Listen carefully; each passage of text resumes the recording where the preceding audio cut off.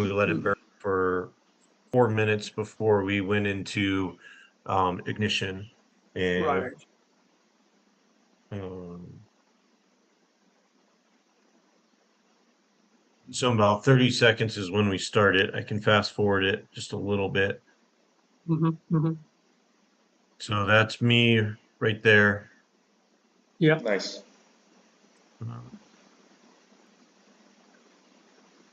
We're flowing it at a 6%, stuck it in the nozzle.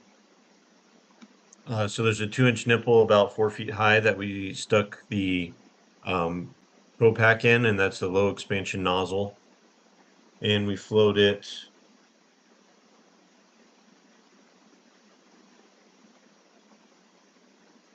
And based on my calculations, it took about 30 seconds to get 90% containment.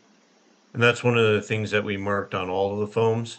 So most of the fire got knocked down in 30 seconds, which is really good, especially with this being a bigger tank than we had tested before. And so you can see we just do the straight into the back. Yeah. You can also see on the right-hand side of the screen, there's a guy there by the Pro Pack with the Fire Terminator. Yeah. So we're flowing it at 6%, which is a little bit higher concentration. And so we had to refill it. And I thought it was interesting like how there's just that little spot where some of it's escaping the foam blanket, and it's just kind of burning there, and it kind of slowly dies down and then goes out. Right. And it creates, foam, not to get down the tangent, but it was interesting because the other foams we tested, the fire didn't go out until there was a foam blanket across everything. And then you see where the nozzle is. Usually that was the most difficult spot to put out because the condensate was burning along that hot edge, and I can show you video of that. But that was the hardest part to put out, and this put it out pretty quick. And I have a total of 2 minutes and 6 seconds, and that's right there where it put out. So we put everything out, and it was done in 2 minutes, which was quicker than the Williams foam that we tried. So then we stopped flowing, and these drone clips are 5 minutes long. So we let it sit for 5 minutes, and then we tried to relight it. And so I'll jump to the next video. Yeah.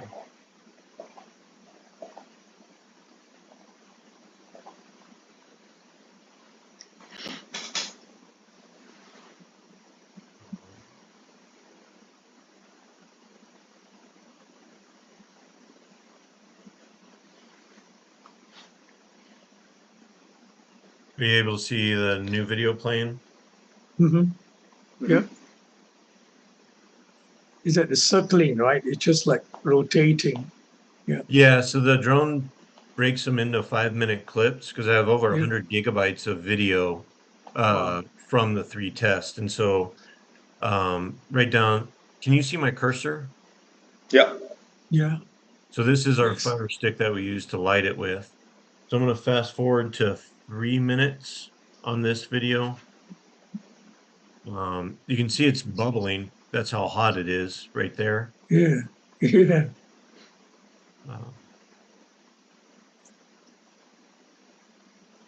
So at the 3-minute mark is when we try to relight it, the 3 to 310, I think.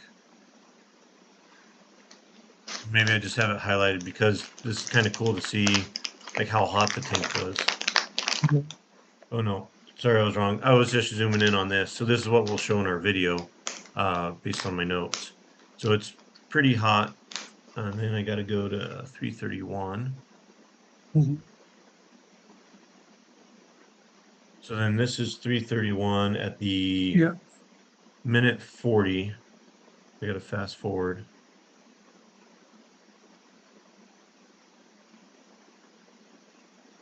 Okay. So that's me. I waited for the 5-minute mark, and we stuck that hot stick. It's just an element that heats up really hot, Yeah. and couldn't get it to light. Mm, mm, mm. And so I'm sticking it what looks like there's no foam. You can see a little flame there.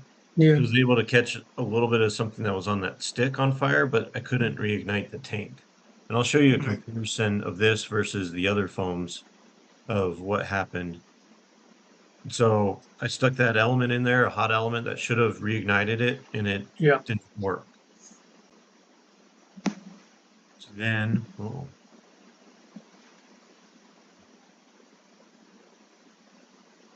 332. So then we let another 5 minutes go by and we did a 10-minute check. And that's at from 220. Fast forward it just a little bit more. When they zoom in, you can see there's a hot element there. And I try to Yes. stick it in. I try my hardest to relight it. I stick it in there and you'll see like a little flash from when I'm dipping it in the condensate. Mm-hmm.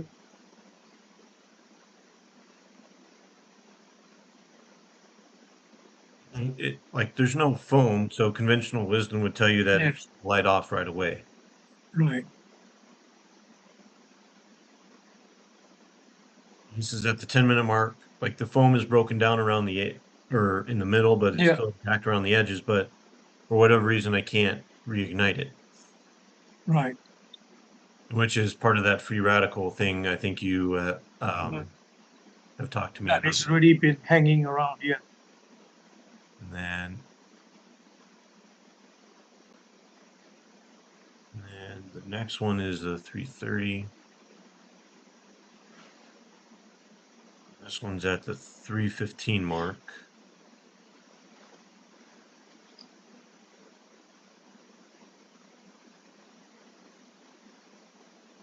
So this is at the 15-minute mark.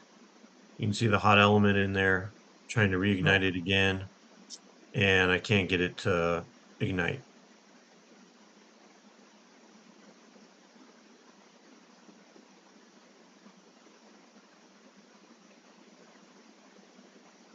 And I was like, I've got to be able to ignite it because, like, I'm dipping Yes. it in condensate. It should Yeah. ignite. Yeah. And this is what you were telling me about. If it gets hot enough, it releases those free radicals. Because I couldn't simulate that on the mason jars, Mm. but we were able to see it in this test, which was cool. And I think this is just, oh, this is me still trying to relight it. This is the last one. Yeah. And then I pull that wand out, and you can see the wand is smoking. It's hot, Mm-hmm. but Mm-hmm. I It's can't hot. do it. Yeah. Right. So after we did this, we were like, "Well, it's kind of fascinating," and we are like, "It would be interesting to do, some more tests and see, this product in other applications," because it Okay. did impress everyone at the test. And we had Chevron, um, the oil and gas company. They were there, and we were testing the Williams Fire foam, and so they Mm. were able to see this test as well. And we're like, "Huh, it's very fascinating how it performed and." How well it did put out.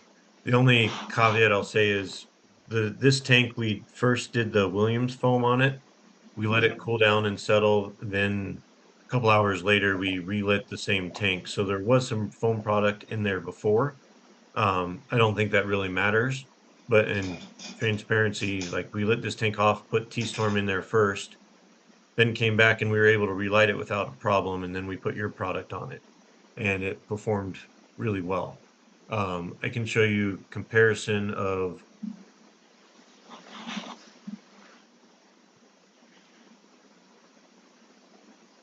um,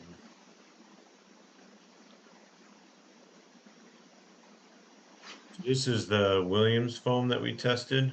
Mm.